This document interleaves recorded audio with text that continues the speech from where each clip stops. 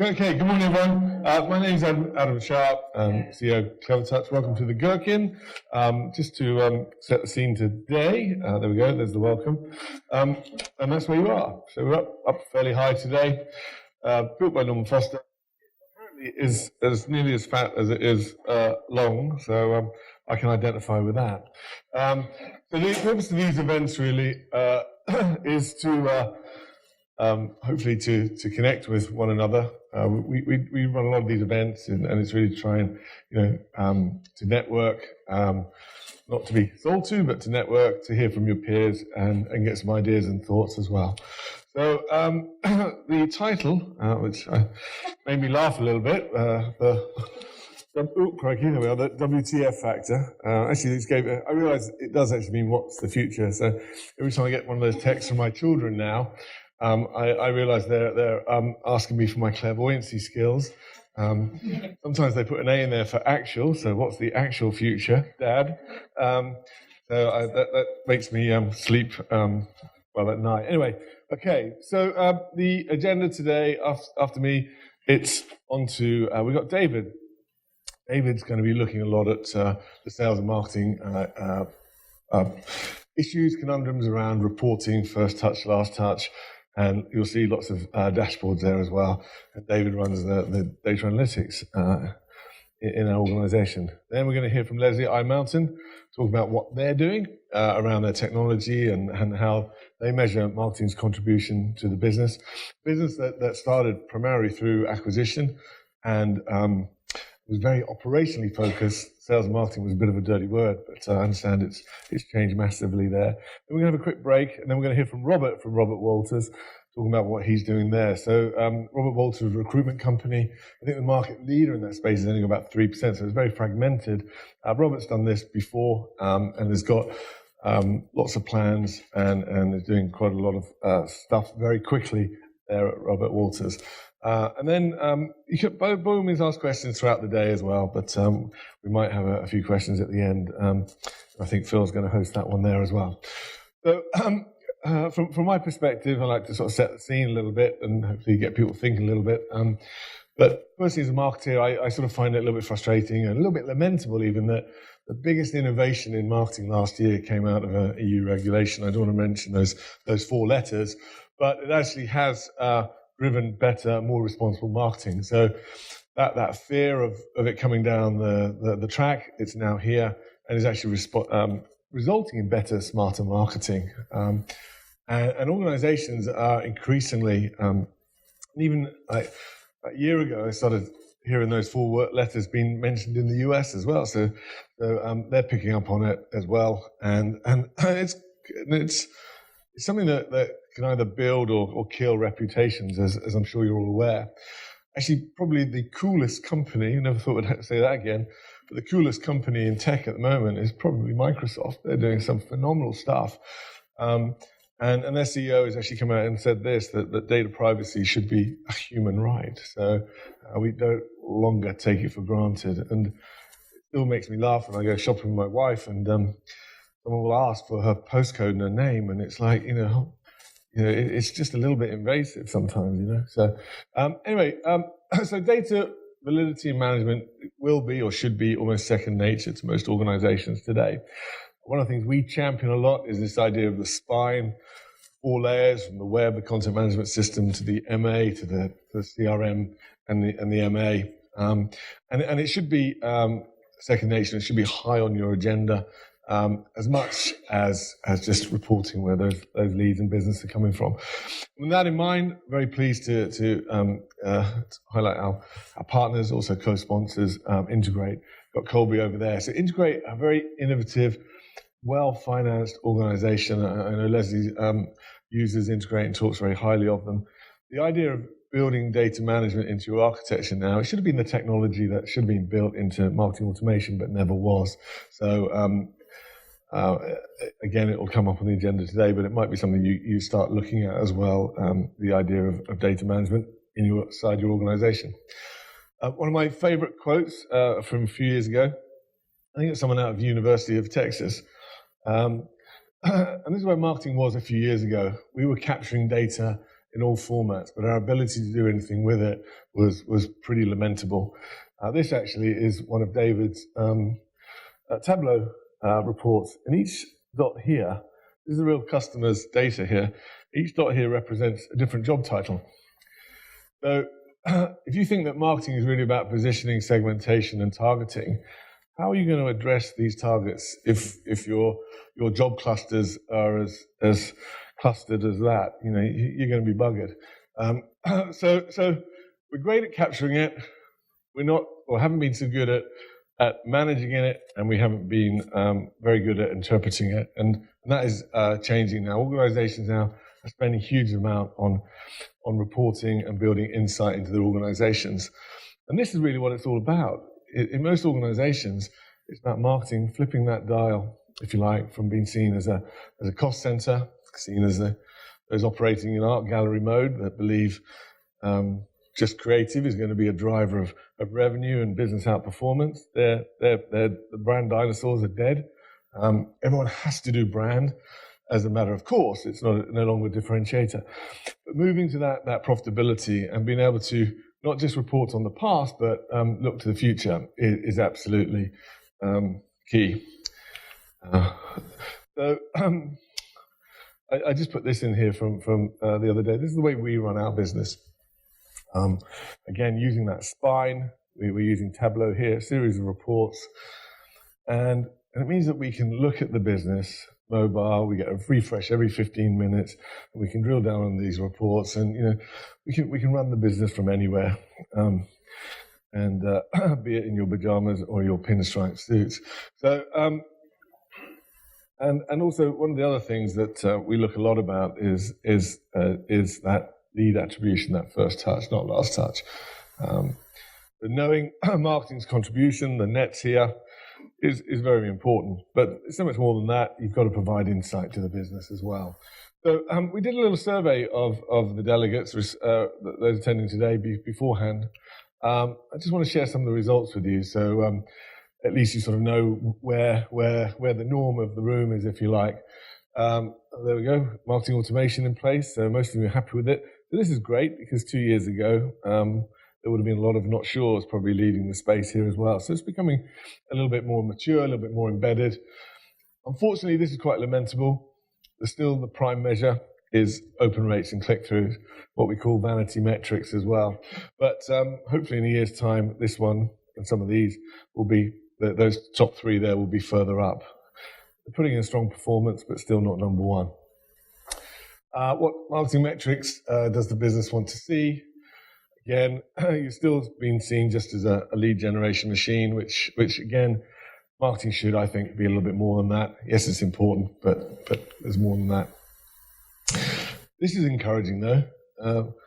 Again, the one organization in the business is going to change the whole sales and marketing relationship and think about the customer rather than just closing deals is going to be the marketing organization. So the fact that you aren't no longer just seen as a source of leads, but you're seen as maybe a driver of change, and I think that will come out in the presentations today. That is fabulous. So well done there. Are you able to prove the marketing ROI? Yes, always.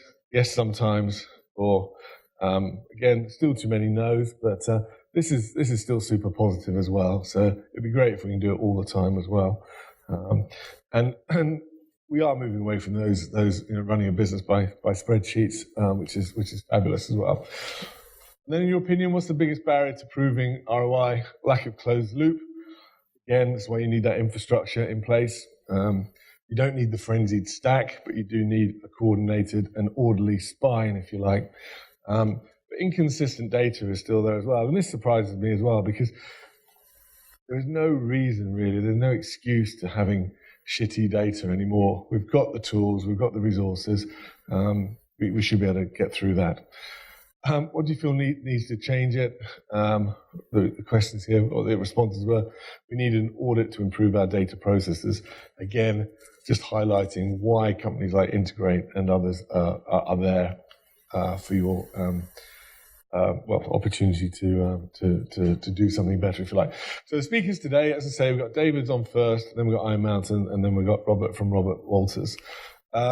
without further ado, I'm going to hand over to David. So, there we are, David. Thank you very much.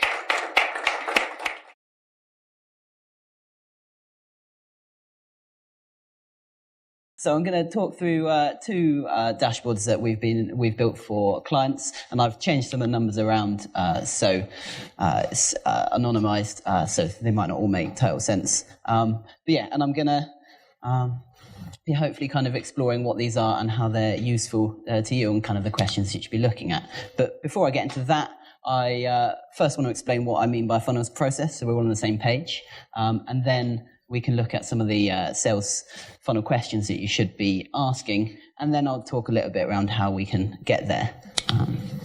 So what do we mean by a funnel process? So this is really pushing people through some sort of journey from initially kind of meeting with them through to kind of sales and business. For some people, for other people, it's kind of identifying someone who's interested. And it's really kind of marketing going, this is someone who we think is worth more conversations and it's worth kind of sales following up.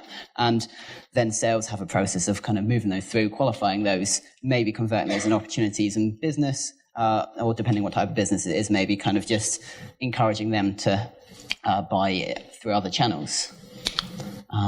So what do we want to know about the sales process? So first we want to kind of check that it is working, because if your process isn't working, that's the biggest issue. So first we want to see from a marketing perspective, are we generating enough leads? So that's kind of your core. Are we identifying people? If we're not doing that, then we're not achieving our kind of primary goal for this part. And actually, where this is a volatile process, you're not going to be able to generate X number of leads at each time. It's going to be a bit kind of lumpy, depending on how people respond. So you want to kind of track over periods of time. Are we getting enough? Are we improving what we're doing? But then the next part is, are sales kind of following up on their side of the bargain? For the people that we've said, oh, look, these are interesting, are they actually communicating with them, moving them forwards, trying to qualify and push them through? So here, what we're looking at is we've got the number of leads that we're generating, and then we've got the number that sales have then actually actioned.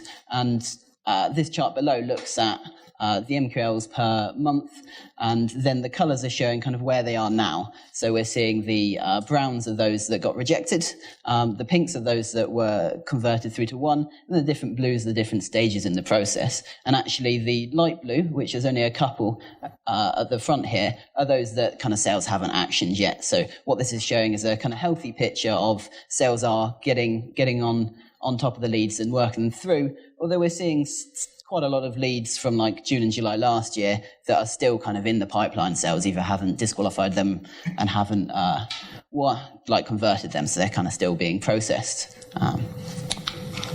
And then the last thing is it's not just are we providing leads, but are they actually good? Do they actually convert into sales? Where do they drop out? So we can track through the process to see where are the leads dropping out, what are the conversion rates. And you're seeing actually kind of the initial sales acceptance there is quite high, but actually getting them through to opportunity in this case was much harder. And depending on if you've got the processes set up and tracking, then we might be able to see the revenue that's coming from those people.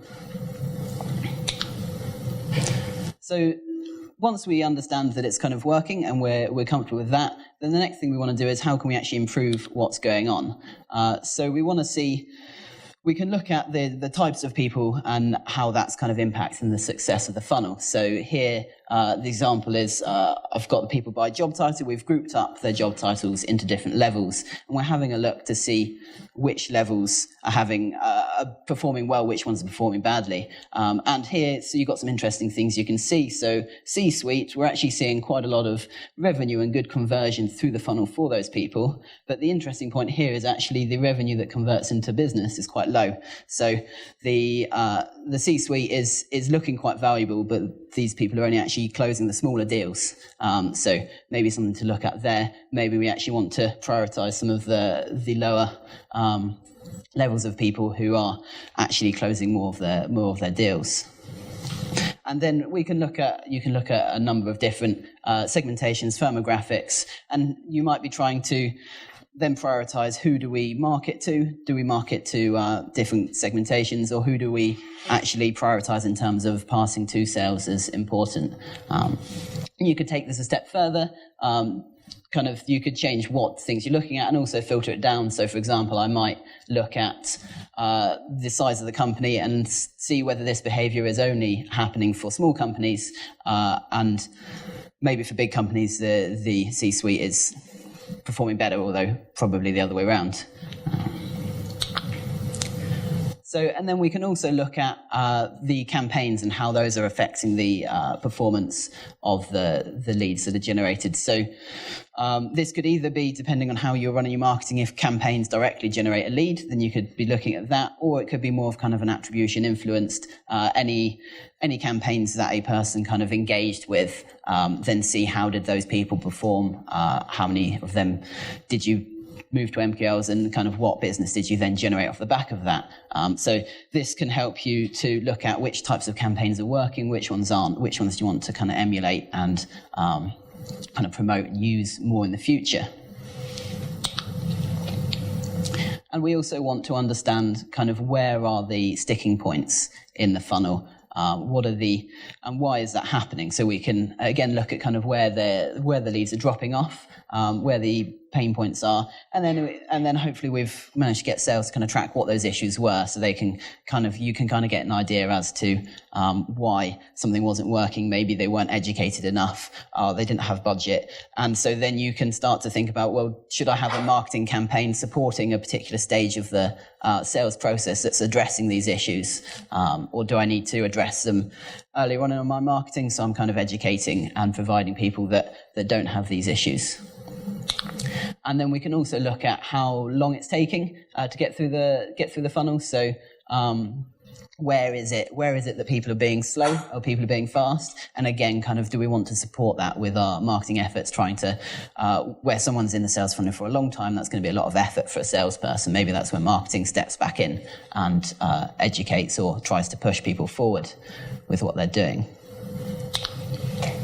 So once we've looked at all of that, then kind of how can we plan our marketing to kind of meet our revenue goals? So understanding the sales process and moving forward to actually planning how our marketing's working. So suppose you have your year's targets per quarter. You know what you're trying to achieve for the next year, and we've just looked at how long it takes for people to move through the funnel and how likely they are to convert through. So once you're kind of comfortable with those, you can pull together the number of opportunities that you need to create to reach those targets, or have some guidance on that. And then working that back a stage, we can go, well, when do we need to create our MQLs, and how many do we need to create to drive that number of opportunities?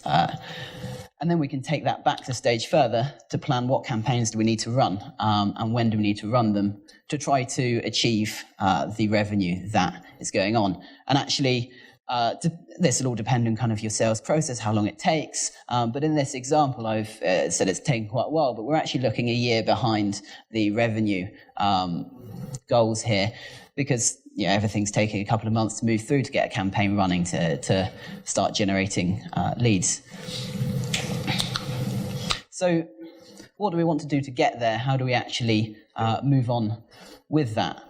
So first, if you haven't already got there, you want to implement a funnel process, and you might already have the process within the business in terms of, well, we know that we pass leads across to sales, but we want to make sure that's being tracked. So making sure that that's systemized and in place, and that when sales follow up, they are kind of tracking that as well. So you've got this visibility of what's going on, and there's that kind of accountability. Then once you've implemented the sales process, you want to make sure that that's been followed by everyone. Everyone's put the data in, but we also want to kind of standardize the other parts of the process. So you need to make sure your data's clean. You've standardized your job titles so you can do segmentation and kind of that kind of optimization, understanding the types of people, how they're performing. You need to have the data to support that, and kind of standardizing the marketing so you understand which campaigns are similar, how can we group them to then predict performance in the future. And then once we've got that in place, then we can start testing, we can start monitoring, we can try things and try to improve. And you can test that the kind of new campaigns you're doing are actually having the impact that you're looking for. And once you've got all of that and you're comfortable with it, then we can start to do the planning, the marketing, and have that overall goal. All right. That's me. Thank you very much, David. That was fabulous. Thank you.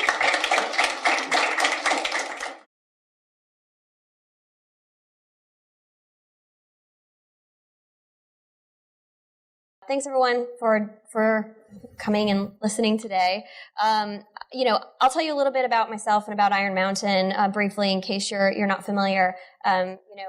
Phil already did a great job at introducing me, so I won't say too much more other than I started in engineering and I got sucked into marketing because I joined marketing at a time when marketing automation was just kind of becoming a thing. Marketing operations was sort of a thing, and marketers were really scared to really roll up their sleeves and get their hands into technology. And I got involved in doing system integrations and Eloqua deployments, and that's how I started.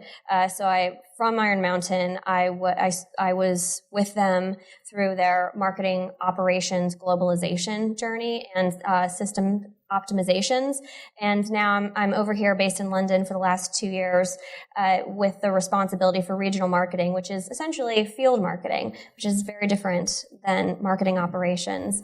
But I think those things marry very nicely. And before I go into Iron Mountain, just so I can get a sense of the room, how many people in here are marketing practitioners? Okay. And how many of you are field marketing side of the house? Couple. And how many more marketing operations and tech? Okay, good. We've got a mix. All right, great. So what I'm going to talk to you about today is the journey that Iron Mountain went on to get to a place where we really felt like our leadership team was saying WTF in a good way about marketing, as in, what is the future? Because we believe in you, as opposed to WTF. And you can guess what that means. And Iron Mountain is a global organization. We actually operate in 54 countries today. We're a $4.3 billion company, so a very, very large organization. The marketing organization today formally supports North America and Western Europe. So that's the journey I'm going to talk about, really applied to these regions, although we definitely have ambitions to take it beyond that. And just a few pieces of information to note. In this region, we do $270 million in net new annual sales. Marketing generates about 54 million of that today. So that's 20% of new sales come from marketing. And for an enterprise organization, for those of you who are in that bigger business, you know that that's not an easy number to attain. And I'll talk about how we did it. So first, let's just kind of lay the groundwork and talk a little bit about the history, because we definitely didn't flip a switch to be able to start driving real impact. And I will say that I think marketing impact is going to be 50% really good marketing and 50% people believing that you're doing really good marketing. People, I mean your business, because if your business doesn't believe it, they're not going to invest in you. And if they don't invest in you, you can't get better. Right? So I started in 2014, so that's when our journey begins. Although Adam can tell you from personal experience, this has gone on much longer than that. But in 2014, we brought the North America and Western Europe marketing organizations together. They were previously operating independently, and we called it corporate marketing. Everybody was still operating under very different attribution models. We were primarily reporting things like opportunities to see, open rate, click-through rates, and just out of curiosity, because I got to be honest with you, when I was reviewing the deck yesterday and I saw how many people say they still report vanity metrics to their business, I nearly fell out of my chair. So how many people report things like open rates and click-through rates to your business today? Got one. Okay. I saw a shy hand in the back there. All right. That's okay. We're on a journey, and we'll show you how we got there. We didn't really have a consistent reporting cadence. Trust in marketing, very, very low. Some people didn't even know marketing existed within the organization. So, and that might be better than people just not trusting us at all. And as it relates to impact, we just didn't know. And so people were kind of saying, WTF marketing, right? All right, so a year later, we actually redeployed Eloqua. We had it, but it hadn't been consistently deployed. We redeployed it as one single global marketing automation system integrated with one single global instance of Salesforce.com, which is our CRM. We also launched at this time integrated system requirements. So there was a set of requirements laid forth to everybody in marketing that said, you don't get to bring new technologies on board without funneling it through an approval process. And every single one of those technologies has to integrate in some way with the stack we're building. And we also started to implement campaign reporting through the integration that Eloqua and Salesforce had. At that time, we were using the kind of Salesforce out-of-the-box last touch model. Who's using last touch today? Few people, good amount of people. Okay. We were still kind of reporting on those old vanity metrics, but we started to layer in reporting on opportunities and bookings. We really wanted to start speaking sales language. But we were still having a varied reporting cadence, trust still low, impact still questionable. Still WTF. A year later, we got a new marketing VP. We also implemented a marketing target calculator tool. So David talked about having the ability to look at what is the revenue you're trying to affect in the business and kind of backing up along the funnel to understand, okay, how many opportunities do you need? How many leads do you need? And this should inform upon your marketing campaigns. We rolled out a tool. It was, not super fancy. It was built in Excel, although I built it so I feel like it was fancy. It took a lot of work, I'll tell you. We started completely changing what we allowed our business partners to see. We stopped talking about things like open rates and click-through rates, and we started talking about only the language they cared about. How many leads are we delivering to sales? How are those converting? How many opportunities are we creating? What is the value of the pipeline? And how many and what value of bookings, real won deals, are we generating? And we started reporting this consistently on a quarterly basis. In fact, we got into the business level QBR cadence, which was simultaneously a blessing and a curse. We were kicking ourselves every single quarter when we had to go in front of them and do this, but it was the right thing to do. And belief in marketing started to grow because we were speaking their language and reporting on things that they perceived as mattering more. And we thought we were starting to get a better sense of what marketing was impacting. Okay? So again, this is when we made the shift away from these vanity metrics. Does that mean we didn't report on them? Absolutely not. We as marketers need to know these things. We need to know how our stuff is doing. The business does not. Close that kimono. And we also at this time really made a very aggressive shift within our marketing organization to be what we called a demand-oriented marketing organization.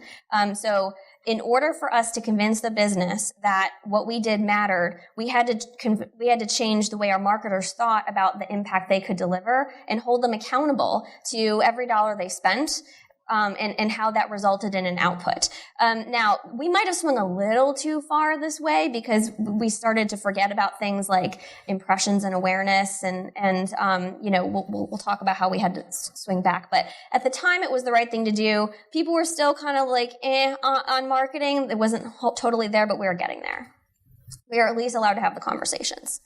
So 2017 comes around and we deployed a new attribution model. One of the things that we had pushback on, the business was like, this is great marketing, you're starting to speak our language, but the actual marketers were like, okay, so the only thing that matters is the last thing that I do? You can guess what kind of behavior that drove, okay? So we needed to rethink this. And so we deployed an attribution model we call marketing contribution.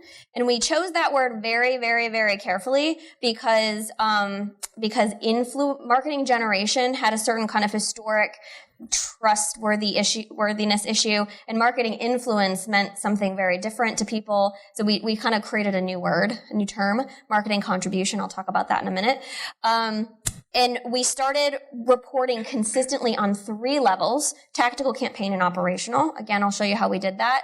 Reporting cadence became consistent. Trust in marketing was getting there. And the reason trust in marketing wasn't getting there is because we did all these things internally and then let it go. The reason trust in marketing got there is we actually launched an internal marketing campaign to roadshow through the organization to all of our business stakeholders and sales and business leadership, the GMs, and say, this is what marketing does. This is how we measure our impact. It is consistent. It is automated. We can't fake it. And this is how we're delivering a return. And our marketing impact really started to grow as well. So again, this internal campaign mattered a lot. Might sound like a waste of time to marketers. You're like, we want to spend our time marketing to our customer and bringing revenue in. Perception matters within your business. And people were starting to say, hey, marketing is doing stuff. Hurrah. What is the future of marketing? And so in 2018 and beyond, we've been able to really focus on using our data to drive decisions. It's not an easy thing. That is a discipline that people need to have. And it's not easy, but we've been able to get past this and focus there. And we've been working on really measuring and reporting on our impact. So, I mentioned we measure performance on 3 levels. This is consistent. This is the way we present it to every single person in our business. The tactic and channel performance is necessary to inform on marketers so that they can make decisions about what needs to be modified, but only marketing sees this. Okay? If a sales director comes to me and says, I want to see your open rates or I want to see your form conversion rates, I'll be like, why? What are you going to do about it, depending upon what you see? Nothing? Okay, then you don't need to see it. Campaign performance. So this is visible in Salesforce.com. We don't present it out, but it is visible to everyone and anyone who wants to see it and has Salesforce login. The campaign performance is based upon the objective of the campaign. So every campaign has a brief. We define the objective. What is it meant to do? Is it meant to drive new leads? Is it meant to convert people through the funnel? Is it meant to help accelerate pipeline deals? And the measure depends upon the objective. That is defined when the campaign is originated. And if you can't tell me what the objective is and set a measure, I'm going to ask you why you're running that campaign. It goes into Salesforce and the results are there. And finally, there's operational or funnel performance, which is what I'll spend time on today. This is what's purported to the business leaders. Okay, we have a monthly scorecard. We have the quarterly business review. And this is the kind of the line that gets drawn between business and marketing. Okay, so how marketing engagement results in actual revenue or real business impact. So this is our model. Doesn't mean it's the right model, the perfect model, but I'll talk you through it. So people engage in tactics and channels, right? By engaging with these tactics and channels in a measurable way, people become campaign members. This is captured in Eloqua and then passed to Salesforce. Campaign members who end up becoming associated to opportunities result in marketing-generated pipeline. And then marketing-generated pipeline that books becomes marketing-generated bookings. Seems pretty straightforward, right? So the primary operational KPIs that we measure and report to the business are marketing qualified leads, which convert to marketing generated opportunities, aka pipeline, which converts to marketing generated revenue or bookings. And we call this group of things marketing contribution. Makes sense, I hope. Okay, so there are some parameters that have to be put around this. And for us, the parameter is any and all marketing campaign responses which occur within 12 months, 1 year, of opportunity creation date will be measured as total marketing contribution. So let's play that out. People come in as inquiries typically, although they could start with us as MQLs. Okay? They convert opportunities and bookings. We get that. So when they respond to campaign A and they come into our database originally, that is lead generation, right? That is a lead generation campaign. They respond to campaigns B and C over a period of time, and that is funnel acceleration. They've moved through. By the way, because I went to engineering school, I'm kind of nerdy when it comes to physics, and so to me, acceleration means to move faster, which is what you guys think, or who knows the other definition of acceleration? I'll give you a cookie. Okay, in physics, it can also mean change direction. Okay, so acceleration doesn't just mean move faster, but we want that, but we also want them to change direction, which means to direct their attention on us. Okay, now we also have what we call pipeline acceleration, and this is specifically targeted at individuals who are in pipeline. However, those don't count towards marketing contribution because we did not contribute to the creation of that pipeline originally. So when we measure marketing contribution, it is any and all campaigns prior to opportunity creation, so long as that interaction occurred within 12 months of that opportunity being created. Okay? I see some of you taking pictures. You are going to get the slides. But feel free to tweet or whatever. Okay, so how does this all get connected? And I kind of alluded to it already. This is our technology stack, and it is not the exhaustive list of our technology stack, but it's kind of the most important ones. So at the center of it all is Eloqua. That is our marketing automation platform. We look at Eloqua as much, much more than something that sends our emails. In fact, we do probably more activity through Eloqua that is not email related than is email related because of this beautiful thing called GDPR. I said that, I'm sorry. It's integrated bidirectionally with Salesforce.com. Salesforce, we've added on a tool called Full Circle Insights, which helps us run that attribution model because Salesforce by itself cannot do that. Okay, Salesforce is a last touch system. Okay, and we abandoned last touch. Now, I heard somebody mention first touch. I won't say who. I'm not saying that that's right or wrong. The reason we look at all of it is because we believe, in fact, we know from in our world, it takes an average of 4 campaign interactions prior to a booking. And so we don't want to over-index on the first or the last. We want to look at everything marketing is doing. We receive data from Sitecore, which is our CMS where our websites are hosted. And then we have a whole slew of other integrated applications. I've called out some of the most important ones because data quality matters in this game. So that's why we use Dun & Bradstreet and integrate. Our ability to integrate what we're doing matters. So Brightcove and Zoom are tools that we use to run our webinars and videos in an integrated way back into our systems. Obviously, we drive leads through Google AdWords. There's a whole bunch of other technology. I think right now we're at like 24 integrated pieces of technology into our stack, which probably is not that crazy nowadays. These are the most important ones. Okay. So, as I mentioned, everything that can be integrated and automated is. Okay. So that's all great, that's all important, but how do we actually make impact out of this? Like, how does this inform on good marketing? So the way that we drive impact as marketers is I kind of look at it in these stages. First, we set our annual targets for the full marketing funnel in marketing generated revenue, and then we use that calculator I told you about. We build campaign plans that are based on these targets. It seems like a very obvious next step, but how many people in this room would say that your marketing programs are initiated based upon numbers you're trying to reach for the year? Okay, not a lot. Anybody want to be brave? We got some brave people who say, yeah, we're good, Mark, we're good. I think you probably either even subconsciously do this, but we try to bring this to the forefront. We measure and report on performance, and then of course we iterate and optimize because you don't just set it and forget it. So setting annual targets. This is what that crazy calculator tool looks like. I'm not going to pull it up, but you can see that it's kind of looks crazy. And what we do is we look at 3 years of data to look at cost per lead trends, conversion rate trends, average deal size trends, and then investments in and outputs to kind of give us a baseline. And then what we do is we apply assumptions that we're going to get better in the previous years, and then we hone in on what exactly are we going to do better and how are we going to do it. So if I want to throttle more through, my options are what?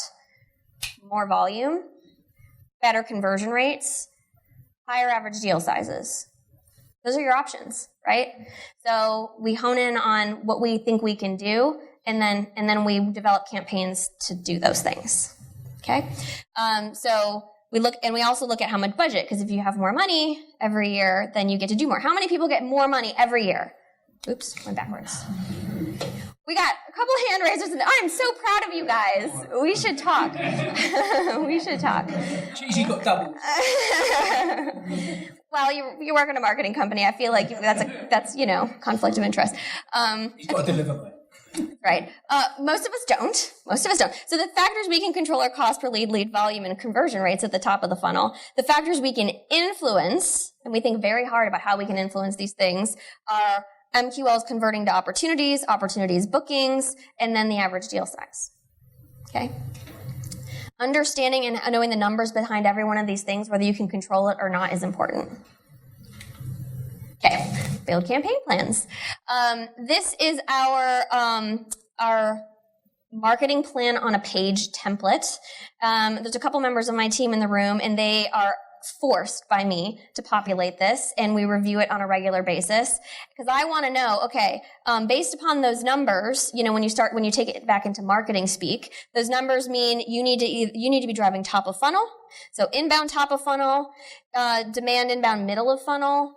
We got to nurture people through, and you've got to accelerate the pipeline. You got to do all these things. So I want to know, what are you doing? Who are you doing it towards? When is it happening? Is it going to existing customers or new customers? How much is it going to cost? And what are you measuring?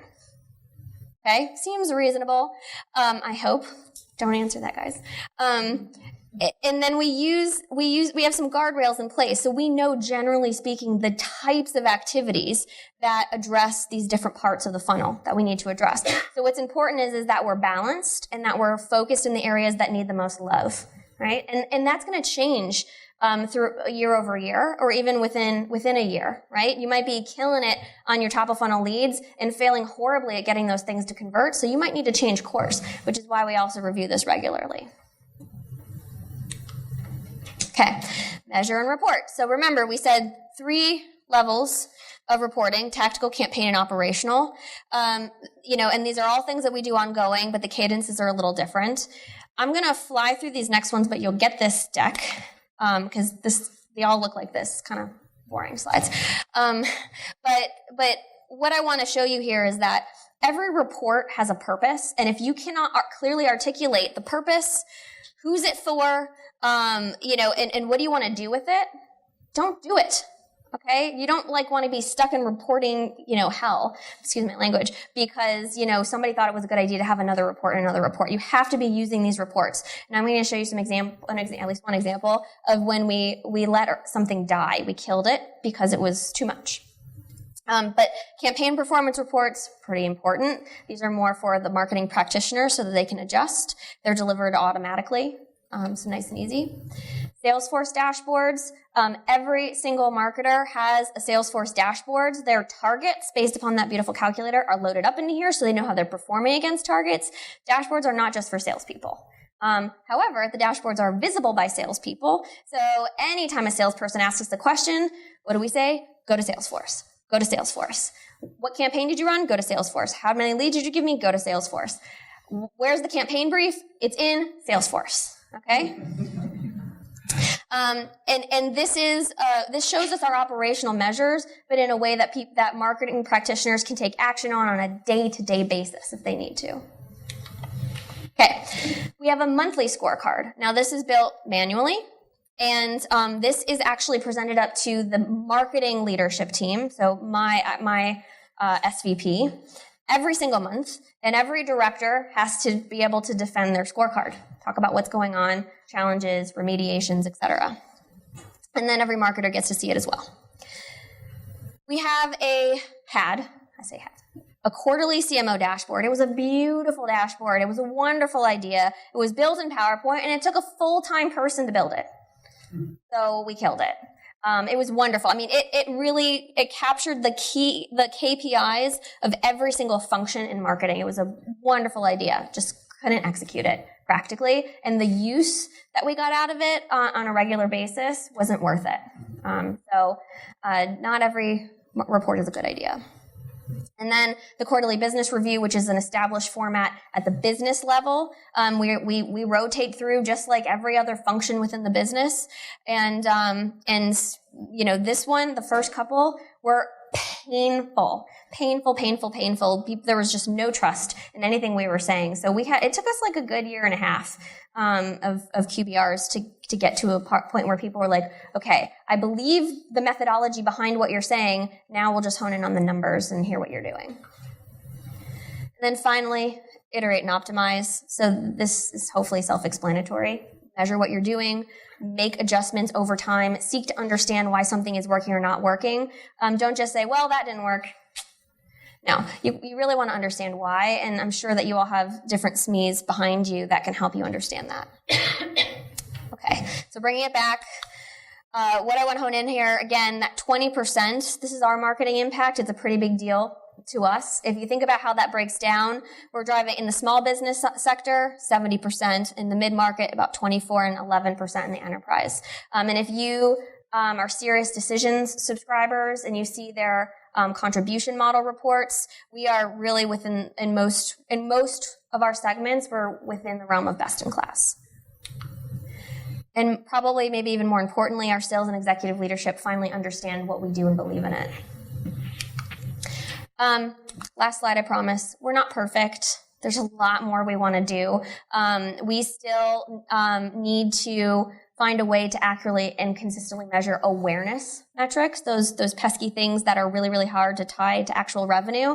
We train people within the business so well to believe that everything we do in marketing can be tied to revenue, that when we can't figure out how to do it, they don't want us to do the activity. And that's not good. So now we need to kind of back it up a little. We need to reduce and hopefully, if we can, eliminate our manual reporting. We need to become much more disciplined in reflecting upon what we're doing. That iterate and optimize part, that is a discipline. It is so tempting and easy as marketers to get your campaign out the door and go, whew, okay, on to the next thing, and not step back and reflect. And we need to do less things that are better and give ourselves the time to reflect upon what's working and what's not working. We would love to have all of our tactical lever measures like reportable in one place. How many people have that today? One place, all your tactical measures. Good. Very few people. Yeah, we want that desperately. It's not easy. It's a lot of work to set up. Your tactics and channels change a lot, so it's really laborious to maintain, and it costs a lot of money, let's be honest. And then finally, we really want to deploy all of this scalable, standardized reporting I just talked about globally, because today it's our mature markets. That is it for me.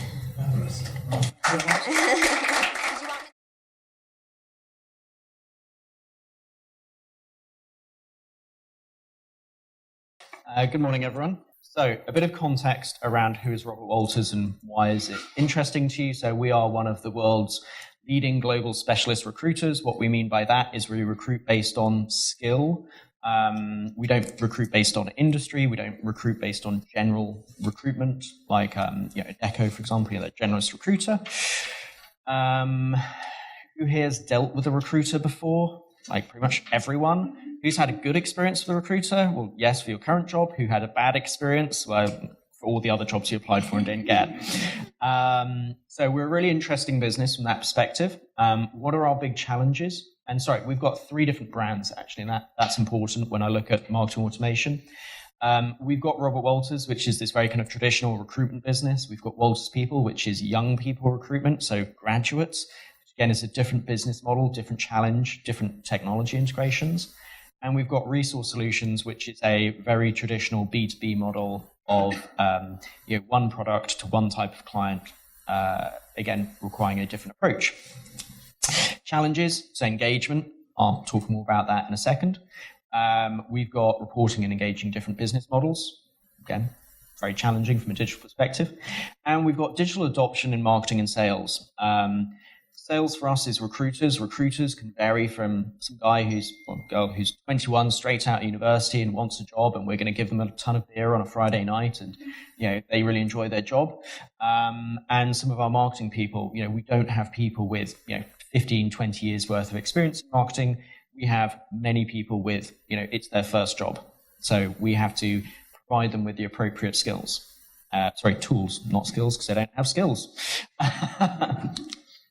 So, human engagement challenge. So, this is really popular within our business because we're all about people.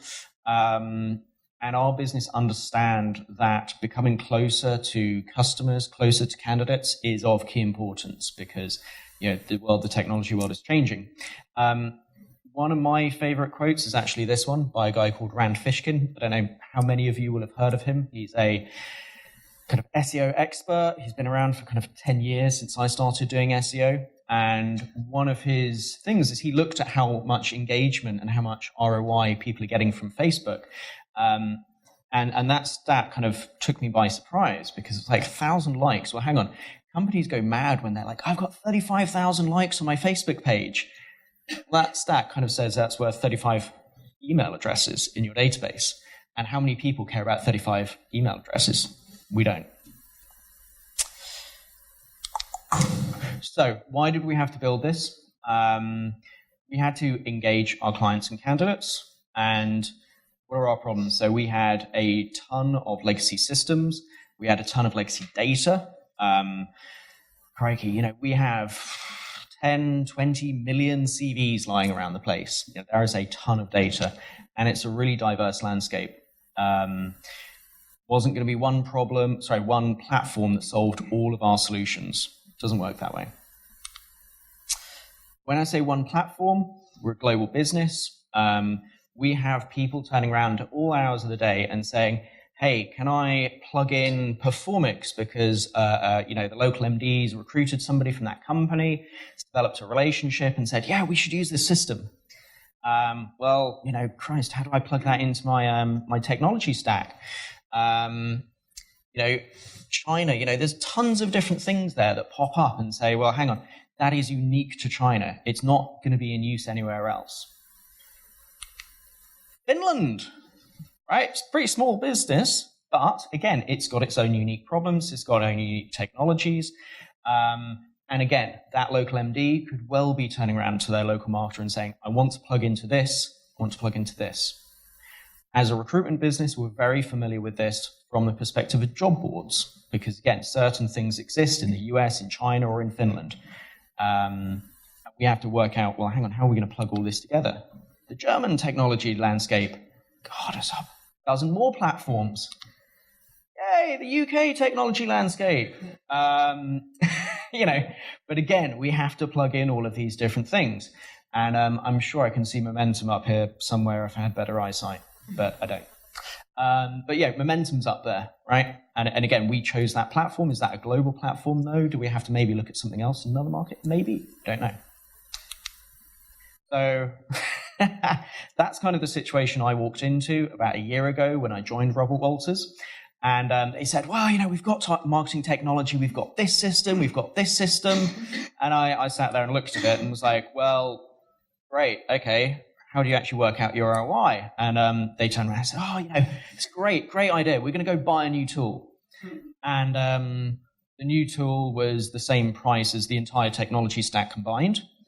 And then actually, funnily enough, I spoke to somebody using that tool, and they said, well, yeah, but we had to go hire a data scientist who had to build a new visualization layer. And I was just like, well, okay, that doesn't solve any of my problems or any of my business challenges. This is one of my challenges, okay? The number of apps per employee in a company starts growing and growing and growing, right? For an average enterprise company, most of us are probably fairly enterprise, right? So it's like 10 apps per person, 200 apps in your company.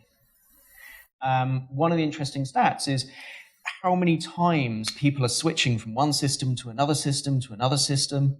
Even when you look at HR and you're like, because again, none of us are in HR, so we can kind of badmouth them a little bit. And we say, oh, how do you do your expenses? I have to do expenses on paper, or I've got a booking system. Oh, travel, I have to go to the travel agency, and holidays, well, that's a different system. So all of a sudden, you're talking 10 different systems, 10 different things, routes you have to memorize, and extra efficiencies or extra inefficiencies, shall I say, is added on top of that. So barriers to success, this is by a US technology firm. Integrating disparate systems, that is the most challenging barrier, right? So when we say, okay, look, it's really important for me to understand ROI, well, in order to get there, I have to integrate everything. I have to say, how's this piece of data getting from here to here? Unless I go and hire my local marketing reporting person like you did, and that sort of becomes a full-time role. So, technology stack. Do I have a cool diagram? No. But I can tell you all of these things do. So, one of the kind of important things when I start talking about a technology spine is, much like the human system, there is the spine, but then off the spine come the ribs, come the nervous system, all these different parts. And, we're quite lucky. We've got Adobe Experience Manager as our CMS. We went and bought Marketo recently. All of this actually is fairly recent. I spent a ton of money. We went and bought Cvent. Don't tell my CFO. Actually, he signed the check, so he's okay. We went and bought Cvent for our event management system. Again, recruiters, we love to run events. We're hiring out the V&A for the Dior exhibit. 800 people are turning up. What's the ROI of that? No idea. So Cvent, really important so that we can start to understand who's turned up to the event, who's registered, what's the ROI, what is the actual interaction points of that. Momentum, again, Marketo, we all are familiar with these marketing automation tools becoming increasingly complex. If I've got a 21-year-old graduate in France trying to send an email, I don't really want to push them through a year-long training course. And so Momentum was a huge part of that question to say, well, actually, it's pretty much like MailChimp for Marketo, and they can use it, send out an invite to 500 finance managers, except it's powered by Marketo. So I get all the benefits, the reporting, the automation, everything else. Power BI, we're still in our early days with that. But again, how do we get all of these disparate systems and start to do reporting? Some interesting discussions with our data warehouse team, where they say, I'm collecting all of this data. Great. Yeah, what use is that? You're just creating a massive database. You actually need to use this data for something. Showpad, so when our salespeople go and present content to people, we understand what's being used, how it's being used in the sales cycle. Dynamics 365 is one of our CRMs. So again, how do we start measuring ROI and understanding what people are doing? Rike, strangely enough, yes, that is part of our technology stack because it is efficiency. How does marketing become a more efficient function? Previous to now, it's like, how much time do we spend maintaining marketing automation? No idea. Now we actually have a number that we can report on. So, a bit about data and recruiters. Luckily, I don't work for Korn Ferry anymore, so I can put that photo up there. So, data is the lifeblood of recruitment firms. Okay, it's all based on your black book of candidates and clients, particularly candidates. Okay, so the big risks when I start talking about data inside our firm is they say, you're sticking all of our information in one system. What if somebody steals it? What if somebody breaks into it? We're going to lose our business to other search firms. GDPR, Christ, I had to mention it. People start saying, if we're tracking all these people, we get massive problems. Collecting data, which of our recruiters want to fill in data? None of them. Luckily, because they're quite junior recruiters, we just say we don't pay them unless they fill in data, so that's easier. And that poor gentleman is in Wired Magazine's most controversial hacking cases of the past decade because he used to work for Korn Ferry. He allegedly stole some data, went to another search firm, started it up, and they took him to court. And it's part of how kind of the hacking regulations are worked out in America. So they're really litigious about this stuff. Luckily, no one from Korn Ferry's here, so we're okay. How does the culture pit start to make sense to us? So this was kind of a slide that I presented to our board and said, this is what I actually need to change, right? I can't just go off and buy all those platforms because, great, got a bunch of new platforms. I also need to change the processes. And the processes, they're across IT, they're across marketing, they're across sales, recruiters. And we also need to change the people. So there's a cultural change, there's talent change, talent shortages. And in the middle of that is data and integrations, because data powers all of these things. The integrations is kind of the result of, hey, you know what, I've got this bit of data, but as your data integration becomes more and more complex, you start talking really integration and how integration is driving efficiencies and improvements in your platforms, your processes, and your people. How's our journey going? People, we had a huge talent challenge. Okay, we had junior marketers. We didn't have enough digital specialists. Where are we going with that? Well, rather than just increasing my headcount costs, I'm just reducing the barrier to adoption. Rather than hiring 30 Marketo specialists, which is pretty much unachievable in London, unless I clone Emily there. I just had to reduce barriers to adoption. So again, momentum became a key part of answering that challenge. Okay, manual work for events, because we didn't have an event management system.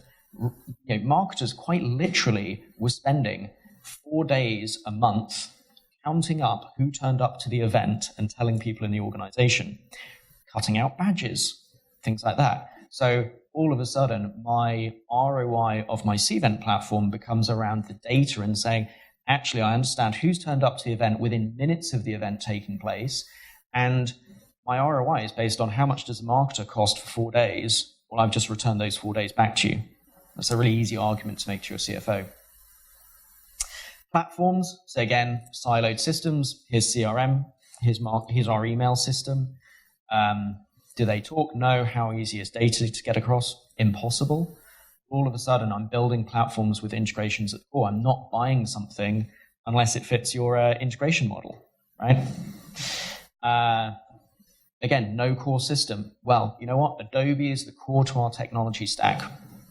Microsoft is the core to our IT stack. I'll come on to that later as well. So we start to say we've got a spine, and then the ecosystem, we start saying, well, something has to integrate with Marketo, either by design or we do some development work that's agreed with that company. Processes, again, if you've got siloed data, if you've got siloed processes, you cannot understand true ROI. More importantly, we're now moving towards business insights, because we start building these dashboards to say, okay, right, where is the funnel? How is the business doing? Do we need more people at the top of the funnel, the middle of the funnel, the last point in the funnel? How is sales doing? Sales is a law unto itself sometimes, but we can start to put structure around that. Multiple processes, again, 50 different people sending 50 different invites with no idea who's invited what. Suddenly we start moving towards simplified efficiency of action with programs running in Marketo that actually just sit there and constantly run. I think I'm going to run out of time on this. I'm going to finish it super quick. Marketo onboarding from a data perspective. So what's your minimum viable product on data? Because again, we hold 20 million CVs. We've got people going like, yeah, we need to be looking at AI and parsing CVs and pulling out all of this information. That's great for startups who go on about AI. In reality, I'd rather have consistent information on 3 or 4 fields that I can then automate across an entire organization, because that will deliver revenue, than AI that's semi-functional. Okay. Moving to start with a self-completing data set. So again, we don't necessarily have accurate data going back 10 years. But if we start saying that everyone who wants to turn up to the Dior event has to fill in 4 or 5 fields, well, guess what? They actually fill in these 4 or 5 fields because they get free wine and to look around a nice museum. Gradually building data normalization and segmentation. So again, classic things like if somebody's email address ends in .fr, well, if their country field's not filled in, let's put in third country as France. So all of a sudden you start to understand where your database is, whereas, again, historically it's like, I've got 10 million email addresses and that's it. I've got no other information on this. Manual data importation of the basics. Again, don't be scared of manual data handling, right? At a certain level it's necessary and it's okay. Manual ROI reporting, again, at a certain level, it is okay. It's a good place to start with, to prove to your business, to start to understand what the numbers are so you can adjust that model. If you jump in straight away to we've automated everything and we've fully integrated everything, it's actually quite difficult to dismantle it. And so when you're doing this all from scratch, sometimes it's easier to do it a little bit gradually. Because again, learn from your data and learn how to best track your ROI. Do you need further systems? One of the things we've already identified is a platform called SiftRock, which we're going to go off and get, and it looks at your bounce backs, and it starts to pull information from your bounce backs to say, so-and-so's left, so-and-so's sent a human reply, all of this, because we don't monitor any of that stuff. Account-based marketing. So again, a big thing for us is account-based marketing for our resource solutions side of the business. Salespeople, they're terrified of this, right? Because they basically think you're stealing their jobs. They think you're going to lose their clients and all of this. So really easy to turn around to them and say, look, all we want to do is listen. We just want to listen to what's going on. We just want to see what's going on. And we want to set out a structure by which we can understand what's going on. I mean, this is music to the board's ears because they just say, you're going to be able to tell me what's going wrong in this business? Fantastic. Go ahead and do it. Sales are like, you know what, you're not interfering, so I'm okay with this. And we can start to engage them. We can start to show them where this is going to help them. And so, start listening, start integrating your key tools, tier your existing clients and prospects. This was an interesting one. When we told the salespeople we wanted to do this, they started to get a bit offended because they're like, what do you mean? We've got a sales strategy. Do you have a document? No. But it's in their heads. Like they understand this kind of concept. It's just how do you move it into a paper format? How do you move that into a digital format? And then just pick a few key existing clients, a few key prospects, and you just say, look, we're going to gradually try this. Why? Because if you're a £500 million business and you say you can move the needle 1%, well, that covers quite a lot of your budget. And it's possible because they aren't doing a lot of this stuff at the moment.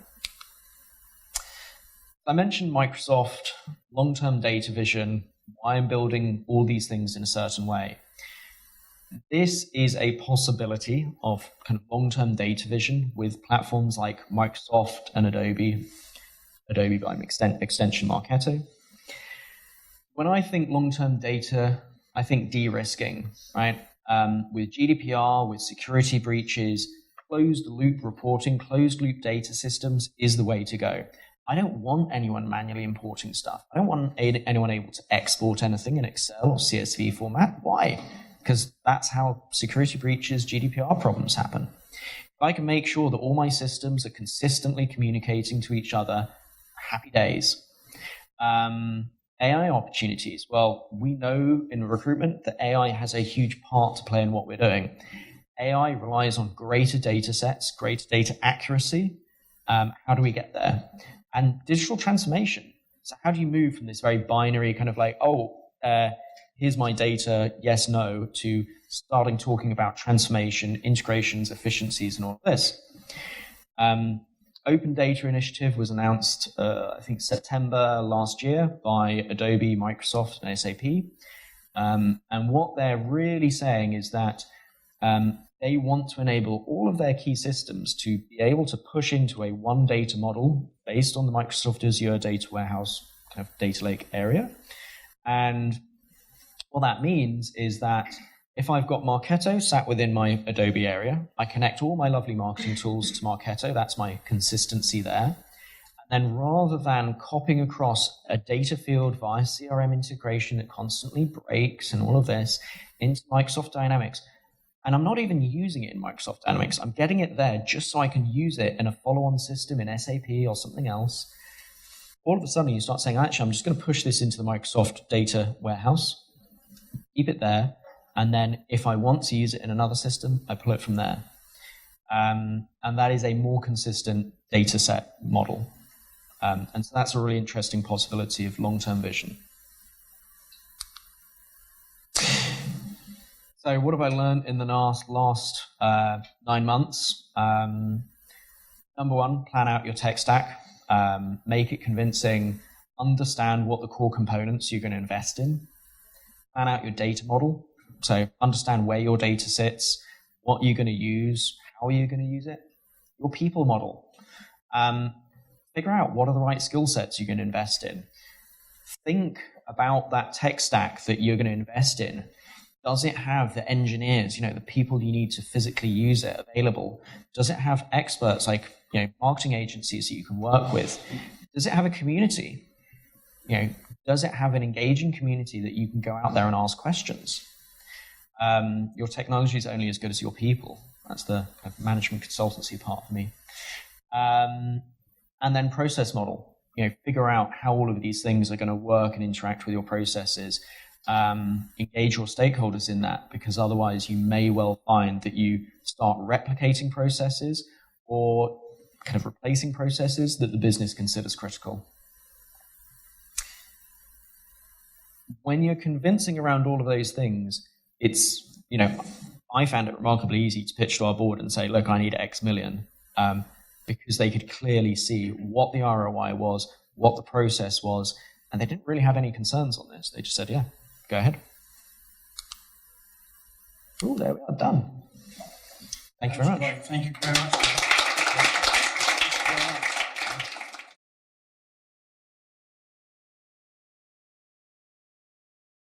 So what I'd like to do now is invite all the speakers to the front, please, and then open the floor to questions, please. Thank you.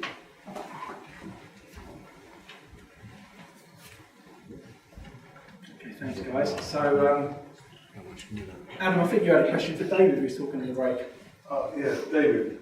Okay, thank you. Can you explain that bit about the Q1, 2, 3, 4 and move backwards again up the stack? What were the 4 layers? Because everyone's very familiar with MQLs, SQLs, SALs, WIN, all that sort of stuff.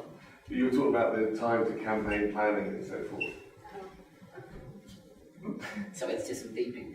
I mean, starting from your opportunities and your revenue, we can look back, and once we're monitoring the funnel and the process, we can see how long it takes for people to move through the funnel, move through the stages. So you can kind of backtrack and go, okay, if I need the opportunity revenue in this quarter, it's going to take me 3 months probably to get them through the sales funnel on average. So, and of course, some things will take longer and some things will take shorter, but if we work on kind of averages and probabilities, we can get a measure of what's going on there. So we can move that back. And then once we get back to our MQLs, that's kind of where we move away from there's a process that people are moving through to the more the marketing idea of marketing is communicating with people and trying to drive interest. And your MQLs kind of want to be someone putting their hand up and marketing noticing that and maybe helping them put their hand up doing that point. So then from there you're trying to work at what campaigns you can run and how long does it take a campaign to influence people and how many people are you likely to get influence to engage to produce an MQL and push that through. Does that answer your question? Yeah, but basically we should be thinking about 2-year plans rather than just annual plans as well. Yeah. So depending on how long it takes to go through, if your marketing campaign takes 6 months to run through all the touches and push people through, and then your sales process is going to take another 3 months to get through, then you look at 9 months in advance of when you actually want your revenue to start coming in. So then if you're thinking about planning that campaign, you're starting to look a year in advance of Martin's going. Do you hand this on? There's a question out of Emily. I've got a question for Betsy. Oh, yep. Is this on? Can you talk us through how big your team was through the whole transformation, and then the types of skills that you had and the roles for each of the people on your team to get you to where you need to be? Sure. So at the time that this transformation was really initiated, I came in to build the marketing operations department. And so this department actually started with 3 people, including myself. We added on 2 people from Europe within about 4 months. And by the end of the first year, we had a team of 7 people. And these people were responsible for analytics, marketing analytics. They were responsible for marketing automation deployment. So there were people keeping the campaigns running through the technologies. So rather than teaching every marketer in our business how to use them all, we centralized the support of that with specialists. There were people who were responsible for the marketing operational processes and the actual technical systems integrations. So we were building on the back end with specialists while having specialists who could interface with the front end and do the deployments.